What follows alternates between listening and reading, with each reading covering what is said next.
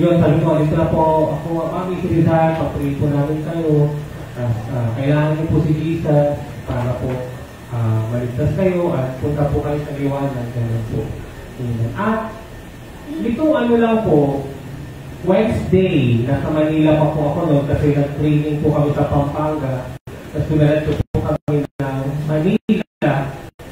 Nag-message po si Pastor Noel at si Pastora Rona sa group chat po namin magkakapatid at sinabi nga ni ate ko po na wala na si Mami.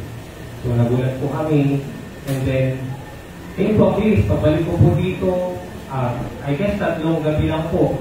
When Thursday, Friday, sa Saturday, kagabi po last night na po kaagad. Tapos living na po agad kanina. Sabi ko nga, napakabilis na pangyayari kasi nag-decision na rin po sina Pastor Noel at Pastora Rona na huwag na po silang uuwi. Okay? Kasi i-extend kung sakali sana yung lamay kung makakabalik ng Philippines sila Pastor Noel pero hindi sila makauwi pa sa Kasadar, wala pa pong 2 months yung last na vacation nila sa Philippines. At dahil nandito lang sila noong July, August, at September, last month lang po yun, kaya hindi po sila basta makaalis po. And praise God kasi nga po mas nais nila na alalahanin yung masasayang alaala nila kay Mami. Itong huling 3 buwan bago po namatay si Mami Elsie. At tama po yung sabi ni Pastor Noel kanina sa message niya na binasa po ni Princess sa Eternal. Na kung may pagkakataon pa po tayo na iparamdam na po natin at ipakita na po natin yung pag-ibig natin sa ating mga mahal sa buhay, gawin na po natin yun ngayon. Amen. Kaya sabihin mo sa katabi mo, I love you. I love you. Amen. Kasi tama po yung message ni Pastor Noel kanina at na-struck talaga ako doon. Kasi sabi niya, yung lamay naman na yan, kahit pabonggahin mo pa, kahit pagandahin mo pa yung flower, kahit masarap pa yung ipakain mo, hindi na yan makikita ng namatay. Amen. Hindi na yan ma-appreciate kahit sa eulogy, magsalita ka ng magsalita at magsambit ka ng mga magagandang kwento patungkol sa kanya. Amen. Kahit napurihin mo siya or pasalamatan mo siya, niyak-iyak ka sa lamay yung namatay, hindi niya na po yung naririnig dahil patay na nga po siya. Amen. Kaya maganda po yung ginawa nila Pastor Noel, Pastora Rona kasi yung last na 3 buwan po nila sa Philippines ay minaximize na po nila yung pagkakataon na kasama po nila si Mami Elsie. Kasi po nung nakabakasyon po sila Pastor Noel at Pastora Rona, kada hapon po, dumadiretso na po sila ng Maluwag. So majority po ng bakasyon po nila, nandun po sila kina Mami dahil nire-renovate po nila yung kwarto ni Mami.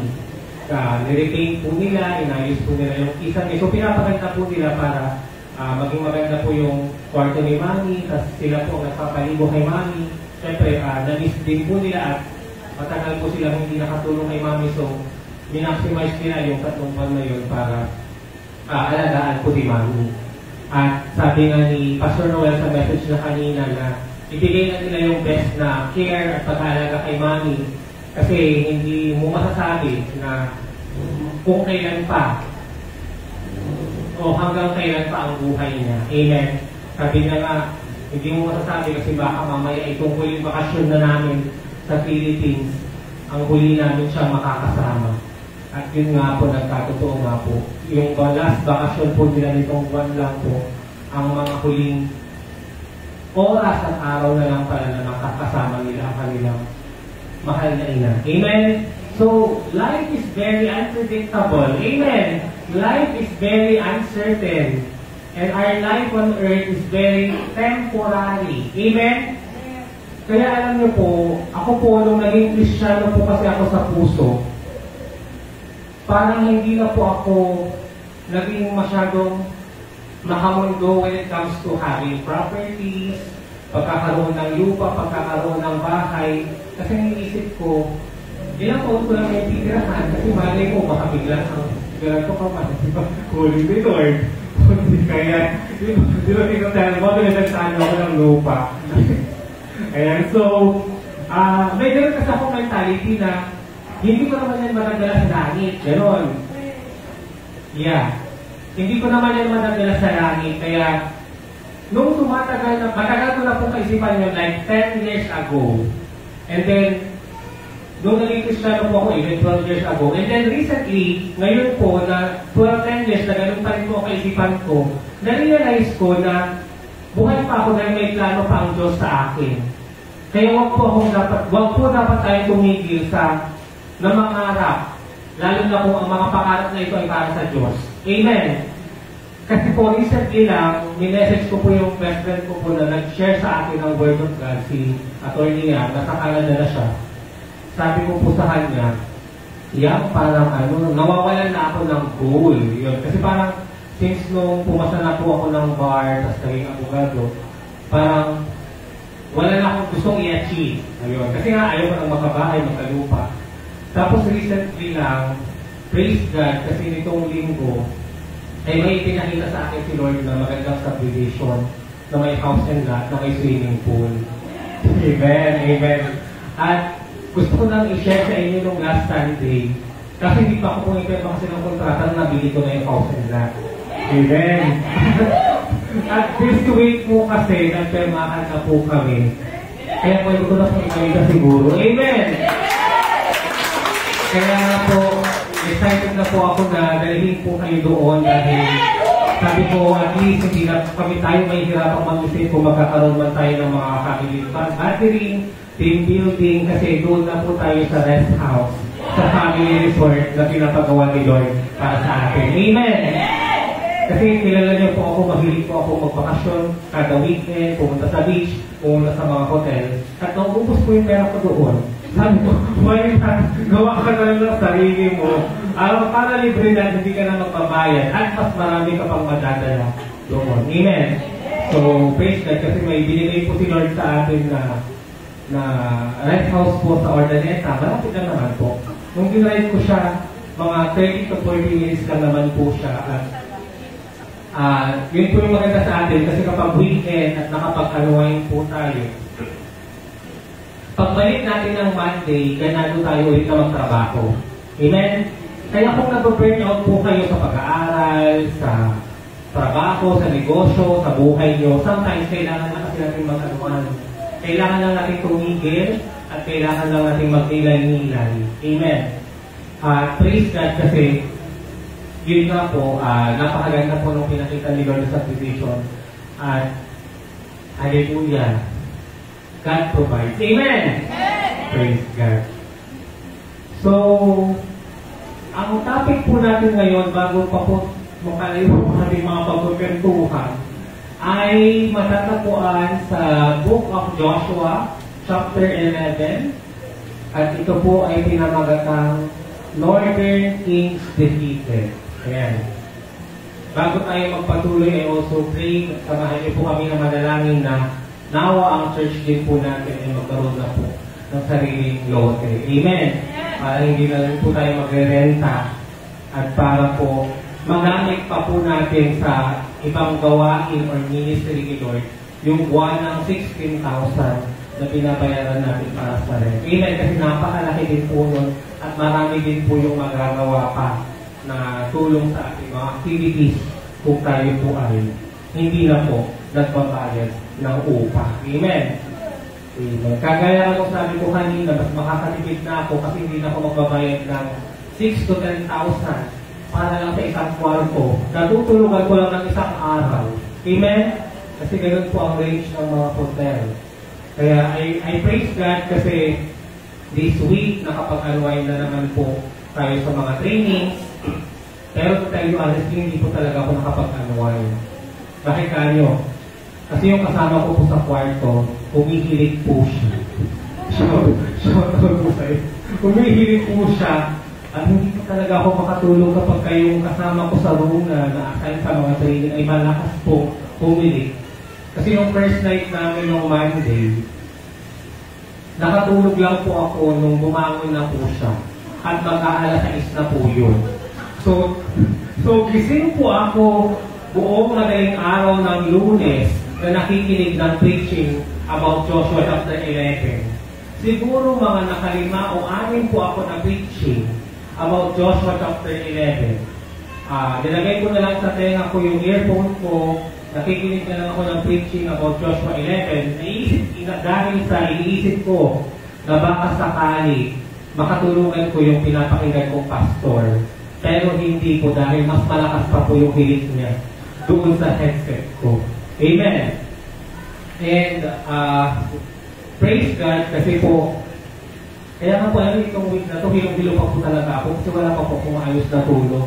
At yun nga, iniisip ko pa po nung weekend kung bibili ko nga po yung house and that. Kasi na-realize ko po na sometimes huwag pa po tayong mag-take ng action kung wala pong peace. Amen? Kasi nagkaroon lang po ako ng peace na kailangan ko na siyang kunin noong, I think that's Wednesday. Nung pagbalik ko po ng Dagupan. Kasi natapos po yung training namin, I think Thursday nandito na po ako. At bakit po ako nag-decide na bilhin na po yun? Bakit tayo? Dahil nung pagpunta po namin doon sa unit, sabi po ng mga kasama kong contractor, which is sina John Ray, mga pamangkin ko din po, at sinaan, sabi nila, Pastor Amy, hindi maganda itong location ng unit na pinili mo kasi nakatapat siya sa araw.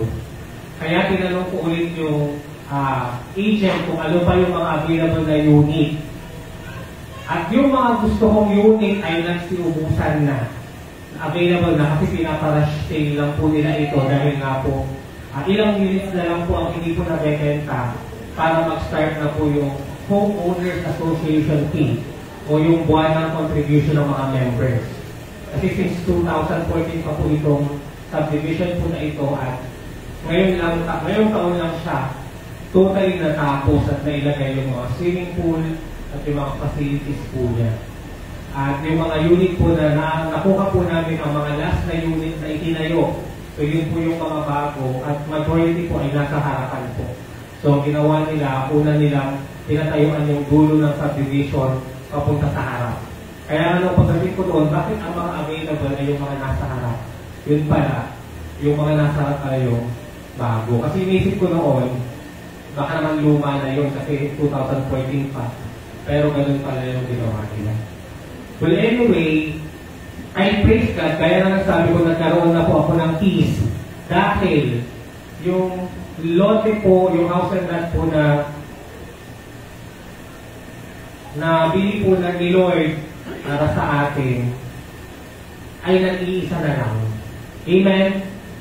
In fact, nung last Saturday, 34 pa po na units or house and lot ang available. 34. Ngayon po ay siyam na lang po. At nung sinecheck ko po, pangit na po, hindi na po talaga maganda yung location ng mga available na units dahil nga po, ito po ay nakatapat po sa araw. At nung time na nag-decision na po ako nung this Wednesday nga po, isa na lang ang gusto kong unit. At kung hindi ko pa yun makukuha, hindi na po ako magkakaroon ng interest pa sa mga available na units. Bakit kanyo? Dahil yung iba pang 5 na gusto ko noon ay nakuha na po kaagad. Ganun po kabilis dahil nakasale na nga po yung mga last units. Ayan, so naniniwala po ako na ito po ay pinagkaloob ng Diyos sa atin. Amen! Kaya Sister Thelma, thank you. Din po sa buhay niyo kasi alam ko po na may binibenta rin po kayong lupa. Kung mamarapatin po ni Lord, na i-donate nyo na po yan sa church. Praise God, diba? At mas grabe pa ang pagpapalang ibabalik sa inyo ng Panginoon. Amen! Kaya kung may mga property po tayo, i-offer nyo natin po ito sa Panginoon. Amen? Kaya nga yung bahay namin sa Buluan, ang tawag namin doon, bahay ni Lord. Kasi hindi po namin inaangkin na sa amin yun, kundi bahay po yung ni Lord. Amen? At itong unit nga po na nakuha po namin sa Amaya, naayala po ang corporation na nagawa. Ang tawag po namin doon ay Rest House ni Lord. Amen? Kasi hindi ko po yung property. Ako lang po yung channel na ginamit niya. Pero yun po ay si Lord po ang may-ari. Amen? Thank you, Lord. At gaya po ng ating pag-aaralan ngayong linggong ito, yung makikita nyo po sa kwento na palala na ng palala ang battle na kakaharapin ng mga Israelita. Amen? Noong pagpasok po nila ng Kanaan, dito sa Book of Joshua, pa-isa-isa lang po yung kinakalaban po nila. Amen? Hanggang sa naging 2, naging 3, naging 5, na nagsanib puwersa. Tapos dito, aabot pa siya ng 31, kasi magtatapos ito sa 31 na kingdom or cities na kanilang sasalakayin. Amen. So tayong lahat po ito ngayon, basahin po natin ang ating scripture reading. So matatagpuan sa Book of Joshua chapter 11 verses 6 to 7. Ngunit sinabi ni Yahweh kay Joshua, huwag kang matakot sa kanila. Asahan mo, bukas sa ganito ring oras, lilipulin ko silang lahat para sa Israel. Lalagutan ninyo ng likid upang mapilay ang kanilang mga kabayo at susunugin ang kanilang mga karwahe. Kaya't sila'y biglang sinalakay ni Joshua at ng kanyang mga kawal sa may batis ng Nero. Tayo po isang madaling manalangin. Panginoon, maraming salamat po dahil kami po ay narito na naman po sa iyong bahay tambahan at matututo na naman po ng maraming katuruan at kwento patungkol sa mga nangyari sa Biblia. Naniniwala kami, Panginoon, na muli ay kakausapin mo na naman po kami at marami na naman po kaming masasaliksik at makikitang lesson sa kwentong ito na maaaring maging gabay po namin sa mga pang-araw-araw na desisyon namin sa buhay. Puspusan mo po ng iyong banal na spirito ang bawat isa sa amin at nawa ay mauusap ka po sa pamamagitan ng iyong lingkod na pupuyo, Panginoon. So Lord, in Jesus' name, itago ba lang po ako sa iyong likuran at ikaw po ang magpaliwanag nito at magsalita sa amin. Ito po ang aming panalangin sa matamis na pangalan ni Jesus. Amen. Tayo po ay makakaupo na. Yan, bago po tayo magpatuloy, pinabati ko po ang aking magulang, si mamay at papay ko. Kasi sabi niya po sa akin kahapon, salamat daw sa pagbati niya sa church nila last Sunday. Sabi niya, patihin ko daw siya ulit ngayon. Hello, mamay at papay, and bless po sa inyo. And thank you so much for watching. And ipag-pray po natin yung church po nila. Kasi yung mismong church po ay nasunog po. Nasunog po just this week lang yung talagang pinag-natin nila ng service po. At doon din po nagkaroon ng wedding or wedding anniversary po sila mamay papay ko noong pandemic kasi nga hindi po sila nakauwi ng Philippines. Parang nagbago po yung sound ng mic, no? Okay lang po ba yung sound natin? Brother Gab, paki-check na lang po dahil para po kung nag-echo po siya. Thank you so much. Ayan, so binabati rin po namin ang UDC, ang church po nila Pastor Noel, United Trinitarian Church Full Gospel.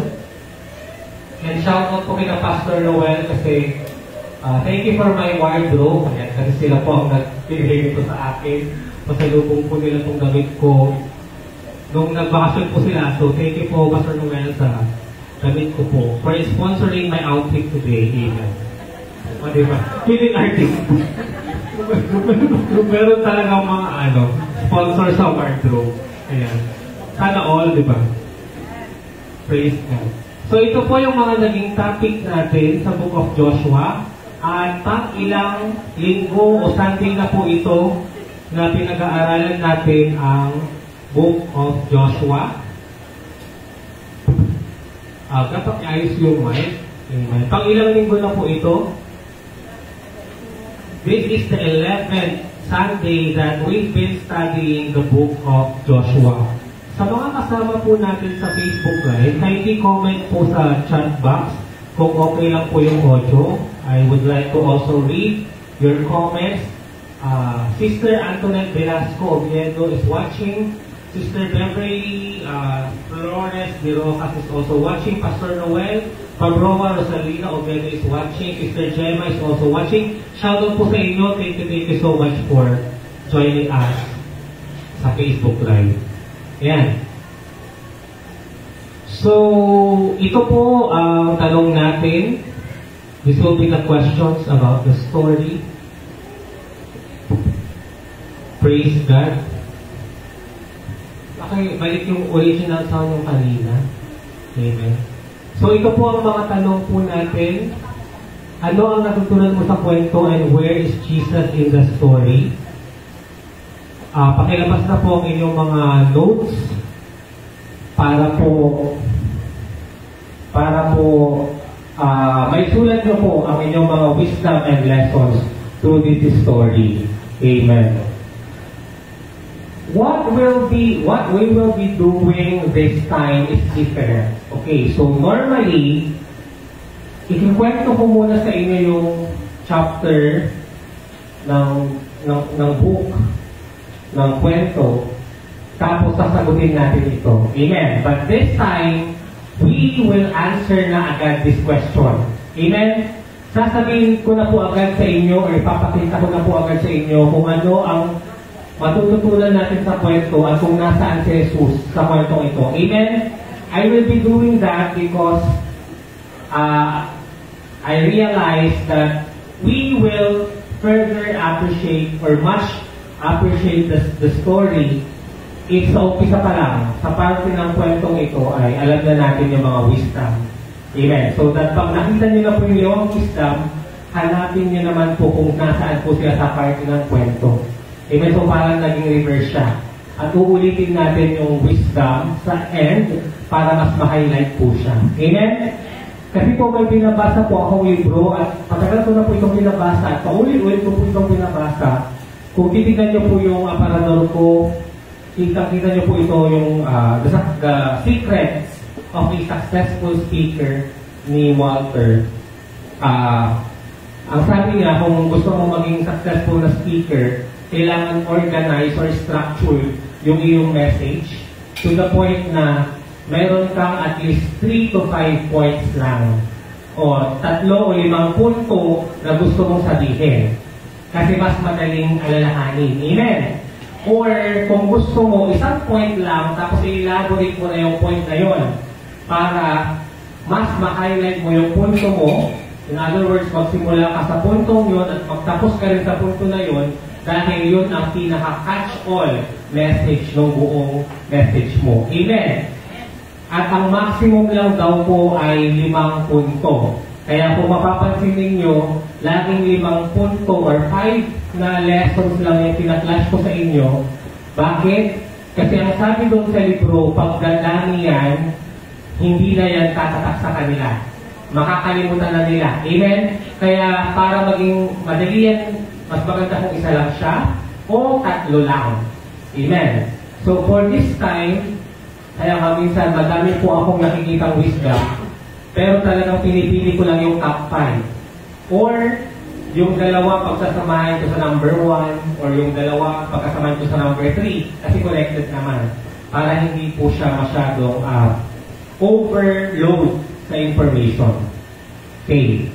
So the first point or lesson that we can learn from this story is this. Basahin po natin. God will help you defeat all your enemies, no matter how numerous and strong they are. Amen. Sa Tagalog, tutulungan tayo ng Diyos na talunin ang ating mga kalaban kahit na gaano pa man din sila karami at kahit gaano pa man din sila kalakas. Amen. And again, I would like to emphasize na ang sinasabi po ditong kalaban ay hindi po ang mga tao na nakakasalamuhan natin sa mundo. Amen. Ang kalaban natin ay ang mga diablo, ang mga demonyo, ang mga evil spirit na pilit po tayong pinapahirapan para ma-down po tayo, ma-depress po tayo at huwag po tayo magpapagamit sa Diyos. Amen. Malinaw po? Dahil tayong mga tao ay magkakapatid po tayo, anak po tayong lahat ni Adam and Eve. So we are brothers and sisters. Amen. The true enemy are the evil spirit. Kaya nga yung last message, dalawa sa major point doon is that know who the real enemy is. Amen? Dapat kilala mo kung sino yung totoong kalaban mo. Yun yung number 4 na point. At nagtapos po tayo sa number 5. Ano po yung number 5 na point natin? Know how to fight your battle. So the battle should be spiritual. Amen? Hindi yung makikipag-away ka literal sa kaaway mo. Amen? In the spiritual sense, ang spiritual battle, ibig sabihin, pag may kaaway ka na tao, ipanalangin mo ito. Amen? Or kung may pagsubok ka, mag-praise and worship ka sa Diyos. I-surrender mo ito sa Diyos. At i-rebuke mo sa pangalan ni Jesus ang mga demonyo na nagkukos ng pag-aaway-away ninyo. Kagaya ng ginawa ng demonyo sa mga Gibeonites at Israelites na dinideceive niya sila. Amen? Because the enemy only came here on earth to kill, steal, and destroy. So they are our real enemies. Ayan. And I would just like to make a testimony about this point. Okay.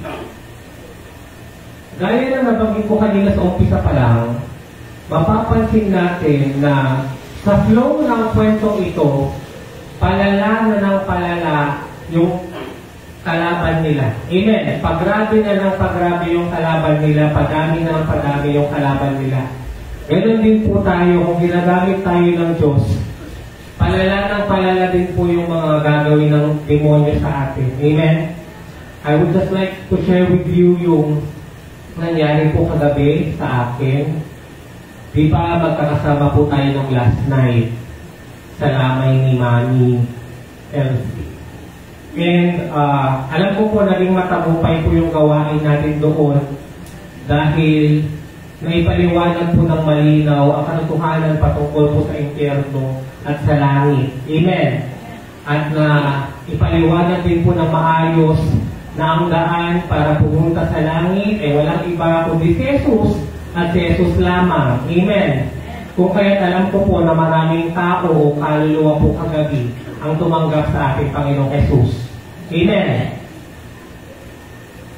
At alam ko po na naiinis o nagagalit po sa atin or sa akin lalo na po ang kalaban, kaya dinidistract niya po tayo. Amen.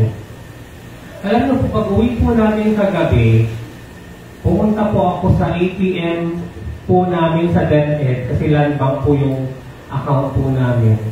Mag-withdraw po sana ako ng pera kasi kailangan po ni God ng pambayad sa tuition fee niya.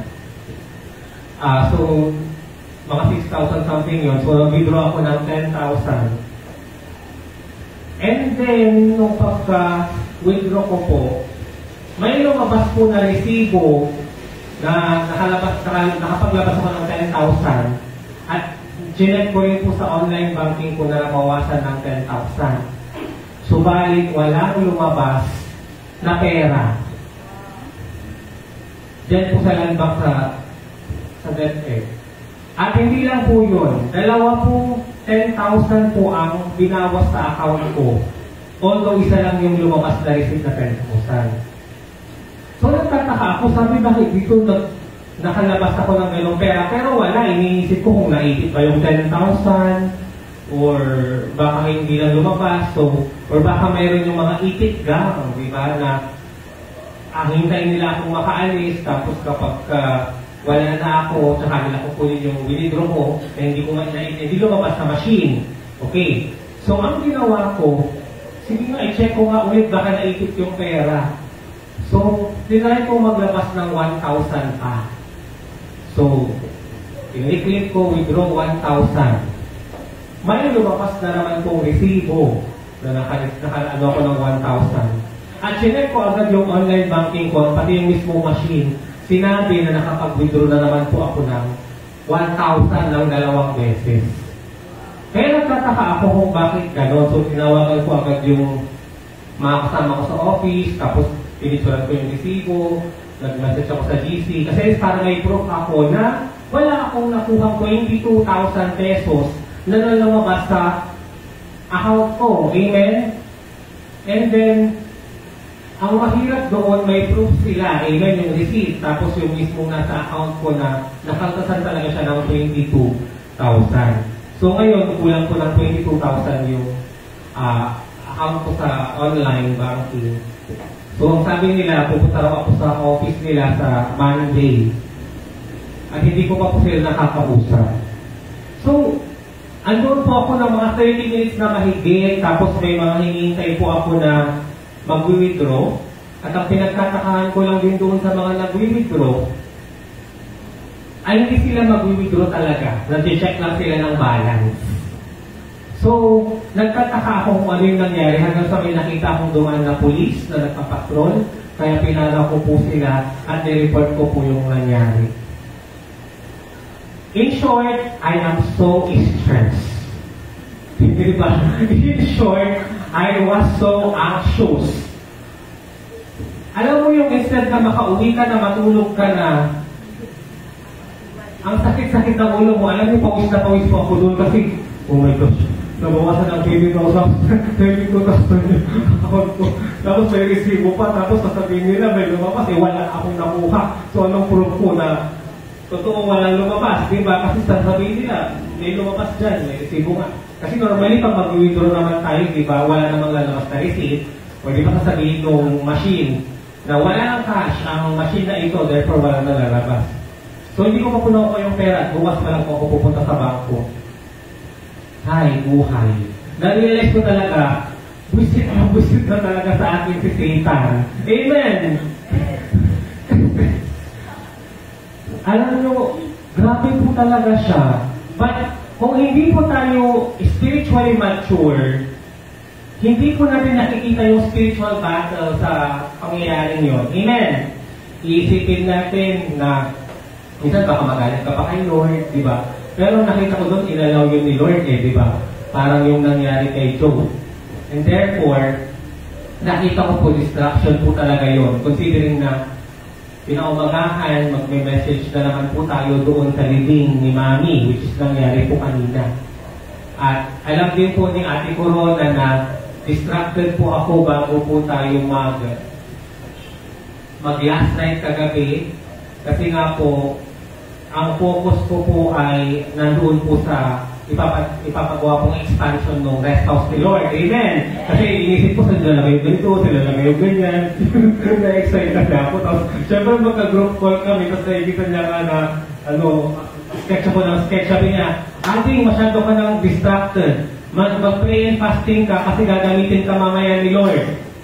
Para, maraming kaluluwa ang masyaran dyan kasi spiritual battle yan. Amen!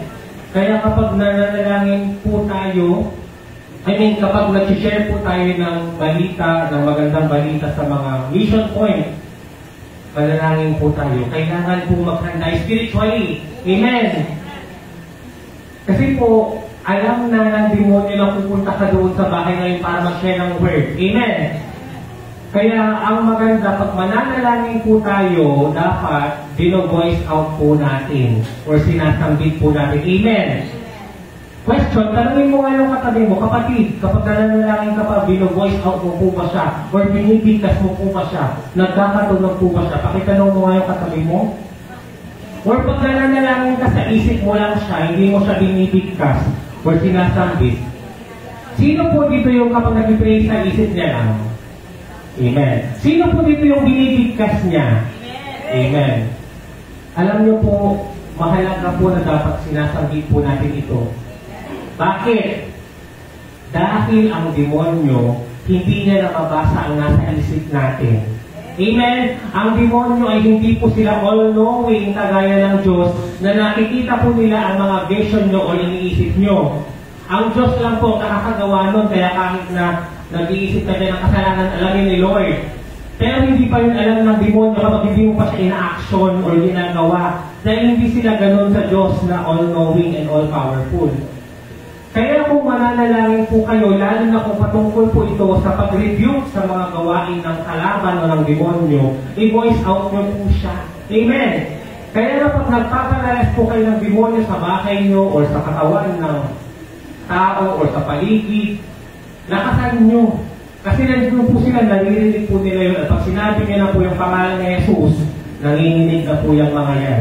Amen? Kagaya nga ng example kanina, tapakan nyo ang mga yan sa kanilang mga linig. Dahil ganun din po yung sinabi ni Jesus sa atin that by His name, sa pangalan niya, tayo po ay may authority at kapangyarihan din na tapakan, talunin at palayasin ang mga demonyong ito. Amen? Yun po yung sinasabi ko po na dapat din-voice out po natin yung prayer natin specifically or mas lalo na kung patungkol po ito sa mga demonyo. Amen? Praise God. Kasi wala pong masama sa mga nagpipray po sa isip. Amen?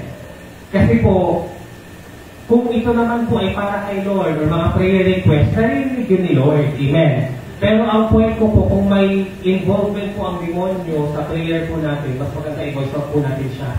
Pero syempre, for example, kapag nasa traffic ka, ang prayer mo, Lord, nawa, umusad na yung traffic, kahit hindi mo i-voice out, di ba? Kasi marinig ka nung driver. Kung nasa paligid mo, di ba?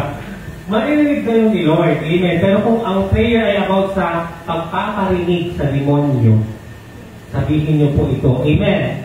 Diba? Kasi kung ikaw nga yung mga tao na mahilig tayo magparinig sa kaaway natin, diba? Sino dito yung kapag may kaaway siya, nagpaparinig siya? Wala sa English. Diba sa labas ng church? Diba? Diba ganun tayo, pag may kaaway tayo, pinaparinggan natin sila. Eh di mas lalong dapat paringgan natin itong mga demonyong to. Amen? Yung mga demonyo sa AGC na yung mga spirito, parayasin po natin yan. Amen? Sa pangalan ni Jesus. Amen. Yeah, so ulitin ko po yung number 1, God will help you defeat all your enemies no matter how numerous and strong they are. But, tutulungan ka ng Diyos na talunin ang mga kalabang ito kung lalaban ka sa side ng Diyos.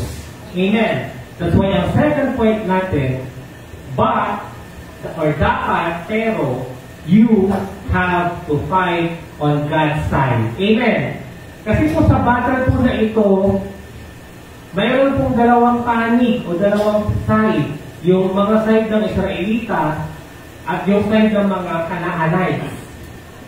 Tanong, sa dalawang side na yung sino ang lumalaban sa panig ng Diyos? Sa sino po? Ang mga Israelites. In other words, kung ikaw ay parang Kanaanite na lumalaban, pero ang laban mo ay hindi para sa Diyos, hindi yan magkakagumaan. At wala rin saysay ang laban na yan. Amen! Kaya nga po laging sinasabi, choose your battle. Amen! Piliin mo yung battle mo kasi hindi lahat ng battle ay battle din ni Lord. Amen! Kasi baka naman ang battle mo lang ay battle mo lang pala. Di ba? Or baka mali ang battle mo, mali ang ipinaglalaban mo. Amen! Hindi lahat ng gusto natin ipaglaban ay tama. Ang tama lamang po ay ang mga battle na ang Diyos po ang ating kasama sa panig o sa side ng labang iyon. Amen. Praise God. Third point. Sabay-sabay po natin basahin.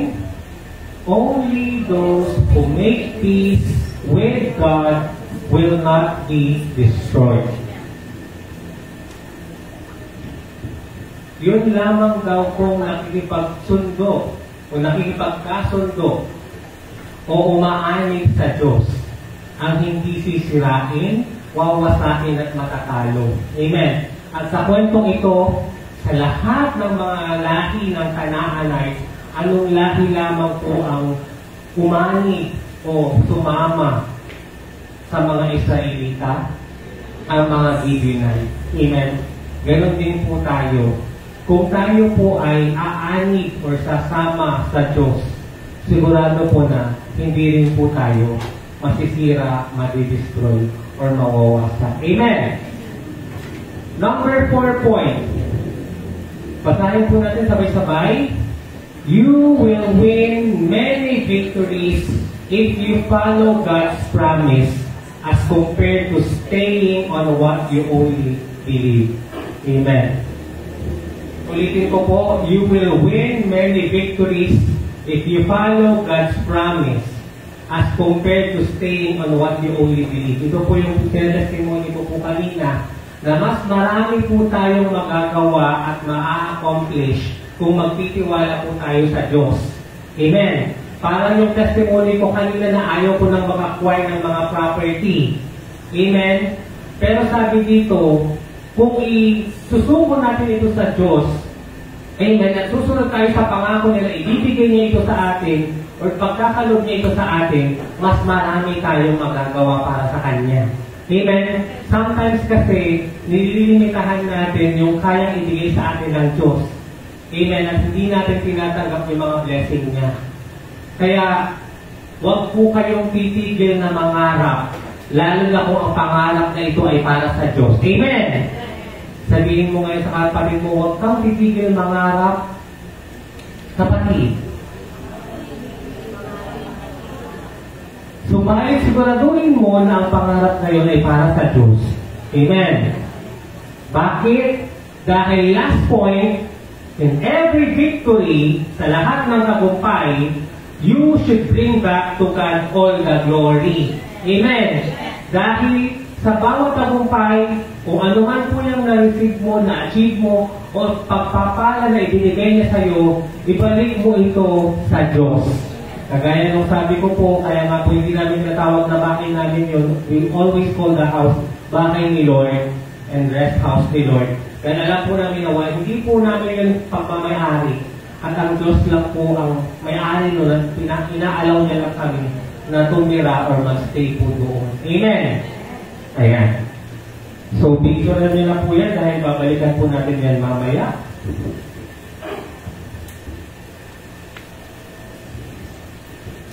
Ayan. So, nakita nyo na highlight ko na agad yung 5 points na part ng message na ito. And now, what we will be doing is we will read the story. And I know, kakausapin kayo ni Lord kung saan ang parte ng kwento mo makikita ang 5 major points na ito. Amen? Praise God. So, let's start with verse 1. Ang title po pala nito sa Tagalog ay Tinalo ni Josue or Joshua si Jabin at ang mga kasama nito. Okay, let's start with verse 1. Nang mabalitaan ni Jabin, hari ng Hazor, ang ganitong mga pangyayari. Ano po yung mga pangyayari last chapter?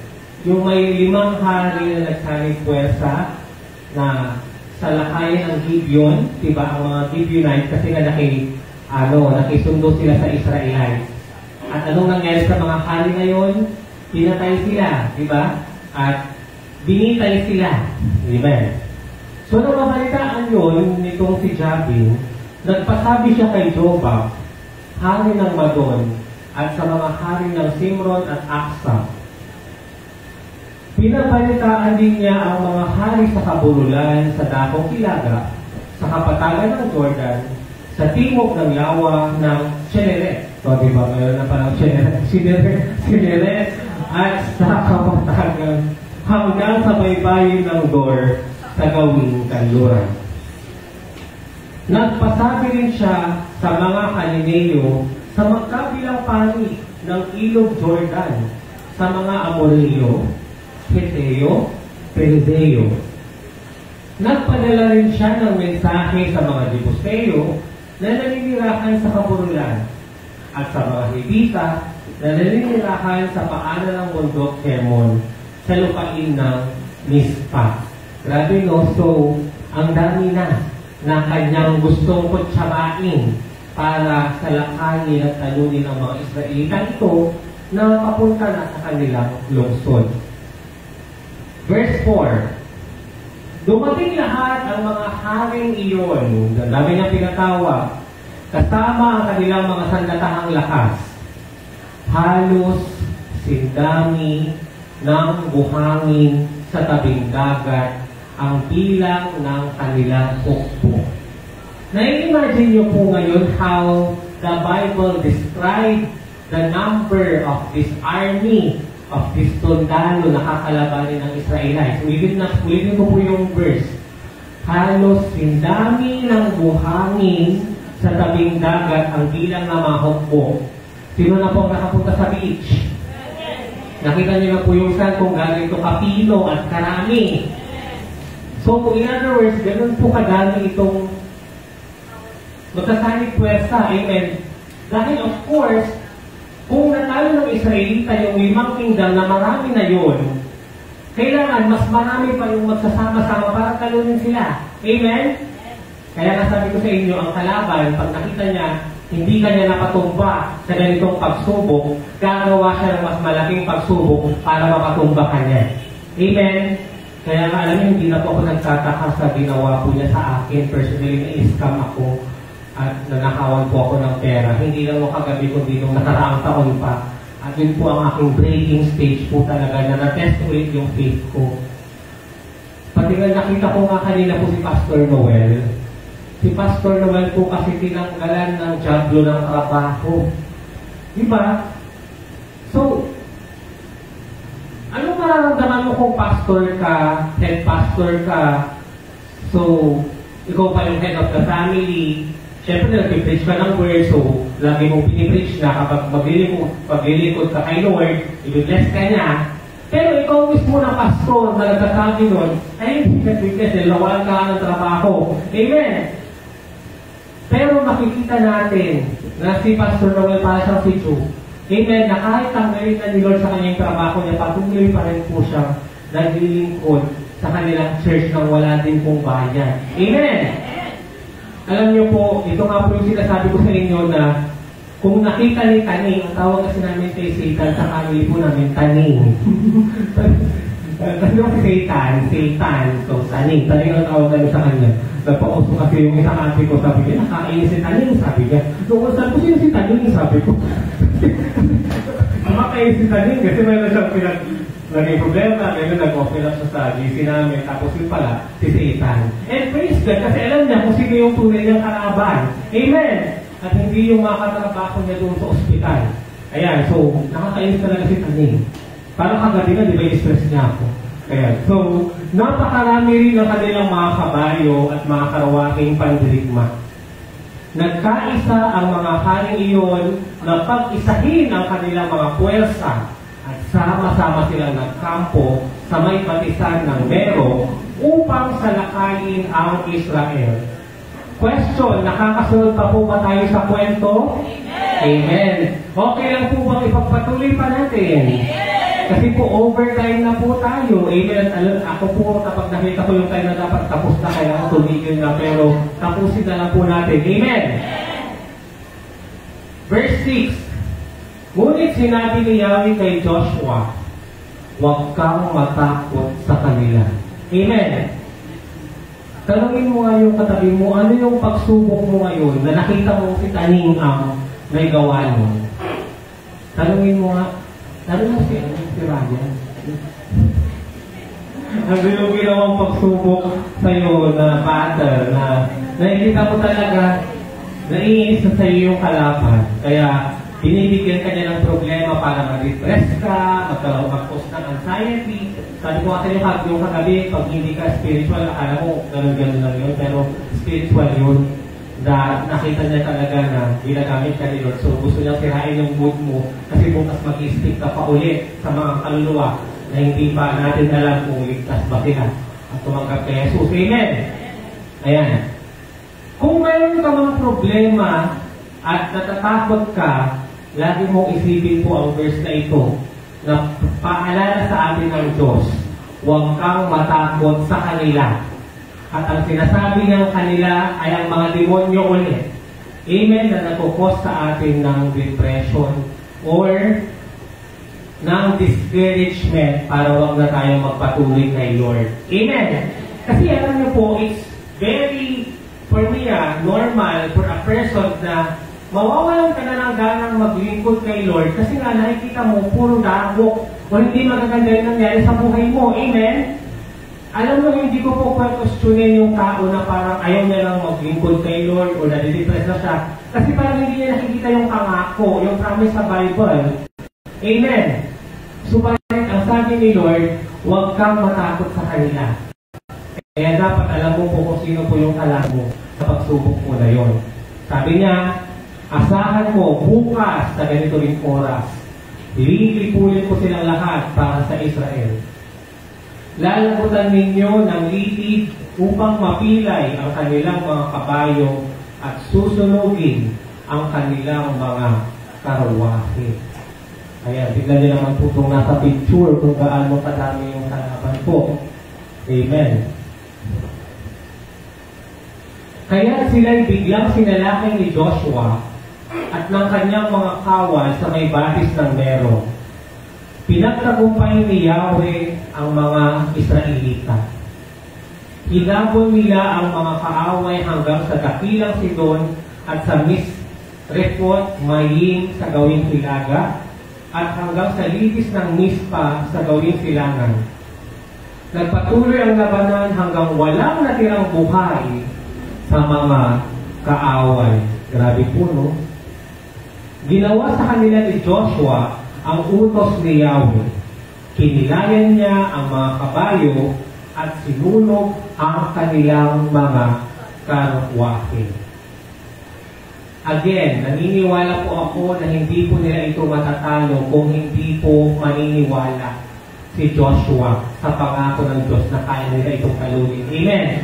At gaya nung sinabi rin po ni Sister Marnie, naniniwala po ako na napagtagumpayan nila yon dahil nagkaisa po sila. Amen. At nagtulong-tulungan po sila para magtagumpay sa gawain ng mga kaaway. Verse 10.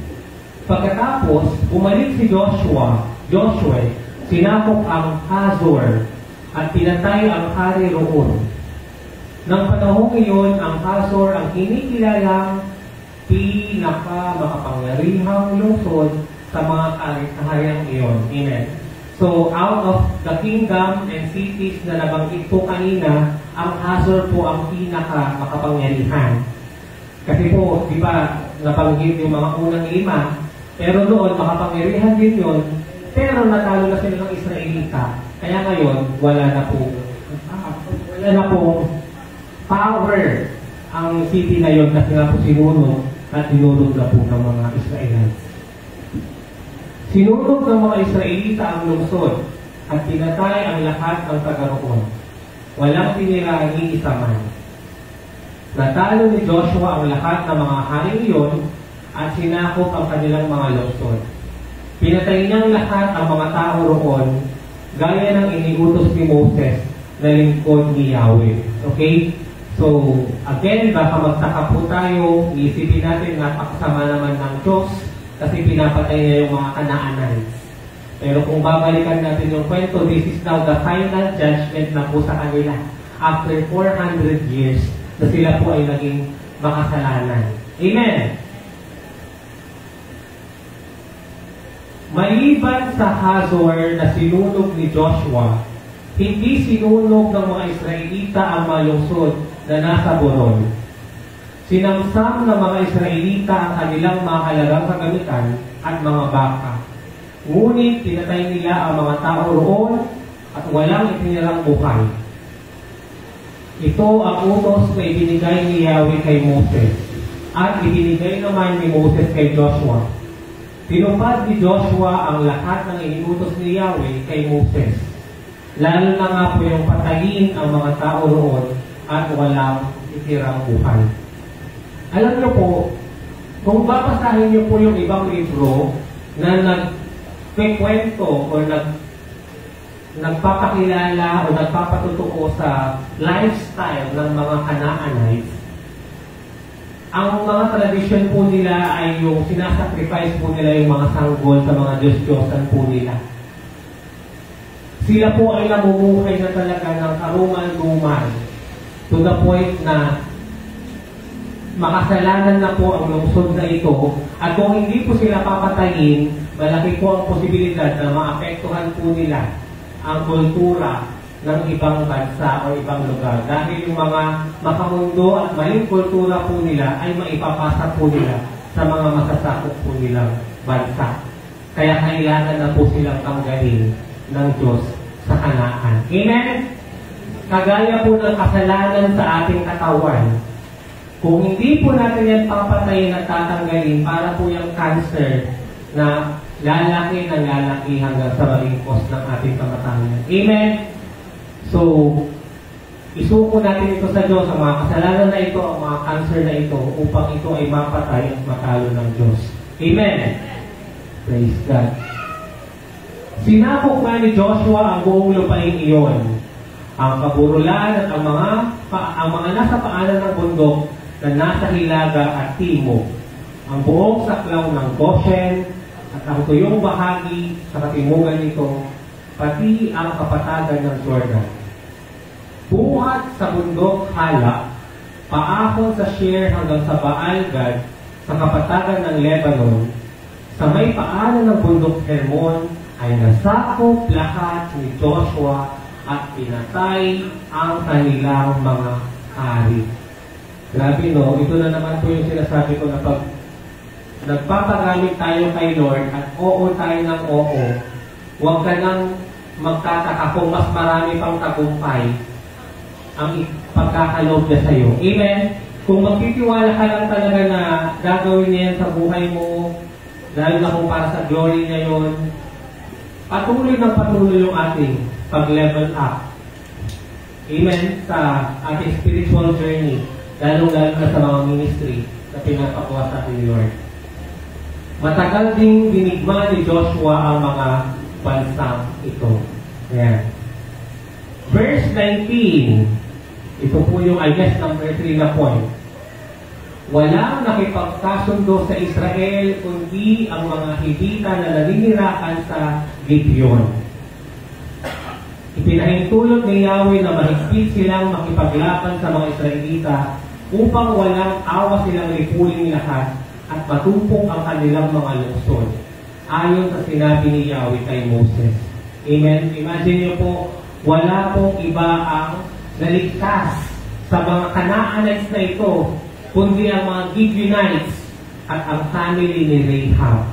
Amen? Diba? Naalala niyo po yung kwento po ni Rahab. Sila lang po ang naligtas sa parusang ito dahil nga po tinanggap po nila si Yahweh. Amen? Kagaya po sa panahon ngayon, kung tatanggapin mo si Jesus bilang iyong Panginoon at tagapagligtas, maliligtas ka. Amen? Kaya nga po, napakaganda nung inawit natin kanina yung mga pangako mo. Amen? Mga pangako mo, dahil ang Diyos ay may pangakong buhay na walang hanggan sa atin. Amen? At sabi ko nga po, amazing kasi yung pangalan po ni Mami LCI, Elizabeth, na ang ibig sabihin ay God's promise. Amen. Naalala niyo po si Elizabeth na asawa ni Zechariah. Ang ibig sabihin ng Zechariah ay remember. Kaya Zechariah, ibig sabihin God remembers. Ano ang ibig sabihin ng pangalan ulit ni Elizabeth? Promise. God promise. At ang naging anak nila ay sino? Si John the Baptist. At ang ibig sabihin ng John ay, ano po yung sabihin ng John? Pangalan po ng church natin yun. Grace. Amen. Ang ibig sabihin po ng John ay Grace. Kaya kapag pinagsama mo yung pangalan ng nanay at tatay, God, remember His promise of grace. Amen. Remember is the tatay, promise is the nanay, and the anak is grace. Amen. God remembers His promise of grace. At nakaka-amaze yung kwento ni Zechariah, Elizabeth at John the Baptist. Bakit kanyo? Dahil sa kwento ni John the Baptist, magsisimula ang New Testament. Amen? Kung sisimulan niyo po ang pinakaunang kwento ng New Testament, ito po ay sa Lucas matatagpuan, I believe. At hindi pa po si Jesus ang bida dito. Si John the Baptist na magbabautismo kay Jesus, ang unang may encounter mo na kwento sa Bible. Kaya yung pangalan pa lang nila hindi aksidente na yun ang ibig sabihin na finally, ma-realize na natin na God remembers His promise of grace. Bakit? Dahil sa New Testament, papasok na ang dispensation of grace. Amen? Palakpakan po natin ang ating Panginoong Diyos. Alam niyo, sinabi ko na yung kanina, naisip ko lang po siya kanina habang kinakanta natin yung mga pangako mo. Diba? Nag-concert talaga. Yun talaga, na-realize ko lang po yun nung mga pangako ko. Sabi ko, hindi aksidente na inawit yun kanina na Sister Beth at Sister Laila. Tapos Elizabeth ang pangalan ni Mami Elsie, yung kaninang in-exhort ko po sa living niya. At yun nga po, na-realize ko na amazing no, nagsimula ang New Testament sa kwento nilang tatlo na ang ibig sabihin ay God remembers His promise of grace. Amen. Pagpatuloy po natin ang kwento, tanong, kaya pa po ba natin? Malapit na po, kaya-kaya, praise God. Verse 21, nang panahong ding iyon, sinalakay ni Joshua ang laki ng mga higante na tinatawag ng mga Anasheyo sa kaburulan ng Hebron, Dibir, Anak, at sa lahat ng kaburulan ng Juda at Israel. Sila'y nilipol niya, kaya walang natirang Anasheyo sa lupain ng Israel. Sa Gaza, sa Gat, at sa Asdod lamang may natirang ilan. Sinakop nga ni Joshua ang buong lupain iyon, tulad ng sinabi ni Yahweh kay Moses, at itinamahagi sa bawat lipi ng Israel upang paghati-hatian ng lahat na bumubuo ng bawat lipi. So this verse is parang masyado siyang catch-all or parang, ang tawag dito, yung naging automatic conclusion siya. Although, sa part po na ito ay hindi pa talaga actually pagkahati-hatian. Amen? Kasi po, kung titignan nyo po, may tatlo pong parte ang libro ni Joshua. Ang libro ni Joshua ay mahahati natin sa tatlong parte. Ano yung unang parte? Yung pagpasok. Yung pagpasok nila ng Kanaan. Amen? Ang pangalawang part ng kwento ng Joshua ay yung pagsakop naman. Itong part ng kwento na pinag-aaralan natin. Ano yun yung unang part ng Book of Joshua? Pagpasok. Di ba pumasok sila from Moab, tumawid sila ng Ilog Jordan, tas Kanaan. Yun yung unang part ng Joshua. Pangalawa ay pagsakop. Ito na po yung iniisa-isa natin. At ang huling parte ng Book of Joshua ay tinatawag na pagkakati. Amen. Dahil sa last part ng Joshua, hahati-hatiin na po nila kung kanino mapupunta yung mga part ng Kanaan na kanilang nasakop. So, pagpasok, pagsakop, at paghati. Ayan, or pagbabaha-bahagi. Pagkatapos nito, namuhay na ng mapayapa ang mga Israelita sa lupaing iyon. Ayan. So, dyan po nagtatapos ang ating kwento. Palakpakan po natin ang ating Panginoon. Ayan. So, ngayon, sagutin natin ulit kung ano ang natutunan mo sa kwento na nabanggit ko na kanina na pag-aralan na natin. So, to refresh your memory at para mas maalala po natin ito, ano ulit ang number 1? God will help you defeat all your enemies, no matter how numerous and strong they are. Question. Ngayon po, sa pangalawang beses na binasa natin itong unang punto, mas na-appreciate nyo na po ba siya? Amen, no? Kaysa nung una na in-explain ko sa kanya na hindi po natin alam kung paano po siya i-apply. Amen?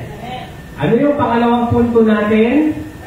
But you have to fight on God's side. Nakita niyo po ba yan sa kwento? Amen. Pangatlong punto na mapatagpuan sa kwento. Number 3, sabay-sabay pong basahin. Only those who make peace with God will not be destroyed. Nakita niyo po sa kwento? Amen. Yung sinabi na Gibeonites lang ang nakipagkasundo sa mga Israelita. Number 4, sabay-sabay natin basahin. You will win many victories if you follow God's promise, as compared to just staying on what you only believe. Amen. Bakit? Kasi kung tumigil na po sina Joshua doon sa 5 kingdom at ayaw na nilang ipagpatuloy yung battle, malamang tapos na po yung kwento doon. Amen. So again, yung paggamit sa ating ni Lord o yung paglago natin is again a personal choice. Amen? So kapag tayo po ay mag-oo or susunod sa Diyos, huwag na po tayong magulat kung mas lalo niya po tayo gagamitin. Amen? Kaya tanungin mo nga yung katabi mo, sabihin mo sa kanya, Kapatid, handa ka na bang mas magpagamit sa Diyos?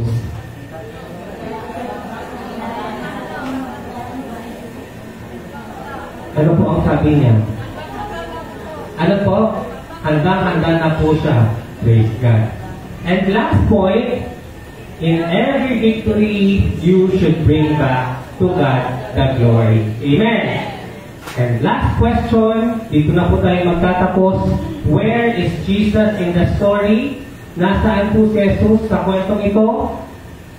Jesus is like the victory in every battle. Siya ang tagumpay sa bawat battle. Because He has won the victory and He has never lost a battle. Amen? Basahin nga po natin ito. Sorry. Sabay-sabay po natin basahin. Jesus is like the victory, yung tagumpay sa bawat battle. In every battle. Because He has won the victory and He has never lost a battle. Amen. Napagtagumpayan niya na po ang lahat ng kasalanan at ang lahat ng gawa ng kalaban sa mundo. And sa ating pagtanggap po sa Kanya, tayo ay naging parte ng tagumpay po na iyon. Amen.